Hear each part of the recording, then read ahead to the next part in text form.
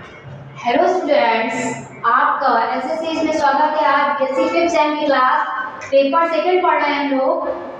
कल जो हम लोगों ने पढ़ा था उसी को कंटिन्यू करते हुए यूनिट 4 का इंट्रोडक्शन पढ़ेंगे कि यूनिट 4 में हमारे क्या क्या है। यूनिट 4 में हमारा मार्कुलर स्पेक्ट्रम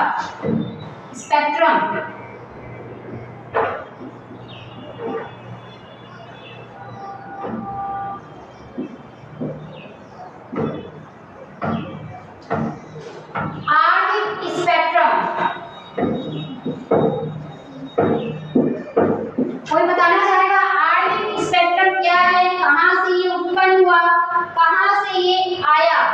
मार्कुलर स्पेक्ट्रम क्या है? आणविक स्पेक्ट्रम। ये आणविक स्पेक्ट्रम कहां से आया?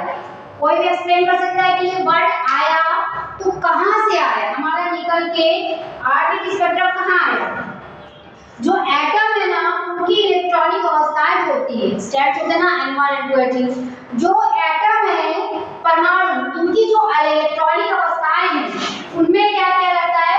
जब परिवर्तन किया जाता है तो परिवर्तन के कारण क्या होती है? वो ये स्पेक्ट्रम क्या होता है? उत्सर्जित होता है। फिर से सुनिएगा, जब हमारा जो परमाणु है, एटम है, उसमें इलेक्ट्रॉनिक अवस्थाएं, जो स्टेट्स हैं, इलेक्ट्रॉनिक अवस्थाओं में क्या किया जाता है? परिवर्तन किया जाता है। तो उस परिवर्तन से क्या उत्पन्न होता है? हमारा स्पेक्ट्रम। क्या उत्पन्न होता है? स्पेक्ट्रम। दो के एटॉमिक स्पेक्ट्रम और किस तरह के बने? स्पेक्ट्रम क्या कहलाते हैं? Atomic spectrum. ओके। तथा अन्य जो फील्ड में होते हैं, अन्य क्लास में जो होते हैं हमारे, उनके अणुओं द्वारा जो स्पेक्ट्रम उत्पन्न होता है, जो हमारे अणु हैं, उन अणुओं द्वारा जो स्पेक्ट्रम उत्पन्न होता है उसे बोलते हैं मार्कुलर स्पेक्ट्रम। क्लियर हो गया? फिर सुनना, जो परमाणु है, उन परमाणु की अवस्थाओं में जब परिवर्तन होता है, क्लास 1 क्लास 2 समथिंग, ओके, जब परिवर्तन होता है तो जो उत्पन्न होता है this is called a spectrum. जब हमारे अन्य अणु हैं, उन अणुओं द्वारा जो क्या बनता है? हमारा स्पेक्ट्रम बनता है। अन्य अणुओं द्वारा क्या होता है? जो उत्सर्जित होते हैं, दिस इज कॉल्ड ए आणविक स्पेक्ट्रम, मार्कुलर स्पेक्ट्रम। ओके, क्या है? अब इसके अंतर्गत ये हो गया क्लियर। अब हमको पढ़ना क्या क्या यूनिट 4 के अंदर क्या होता है? Type of molecular spectrum. हमको इस पूरे यूनिट में इस पूरे आणविक स्पेक्ट्रम की जानकारी मिलेगी।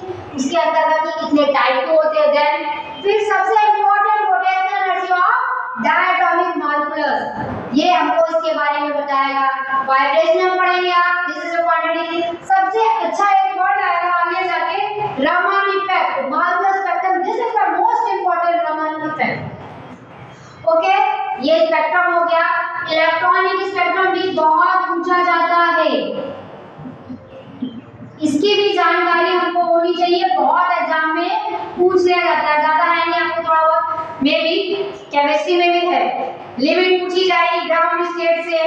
Raman effect, this is the most important. उसके करते एक्सपेरिमेंटल ऑफ रामन इफेक्ट, ये भी बहुत आता है, हमको इसके बारे में जानकारी करनी है। सारी चीजें किसके अंतर्गत आएंगी? यूनिट 4 में। ओके, मार्कुलर स्पेक्ट्रम के अंतर्गत डायटोमिक वाली आएगा। उसके बाद इसी का छोटी का रामन का, छोटी का एक्सपेरिमेंटल पढ़ना है हमको।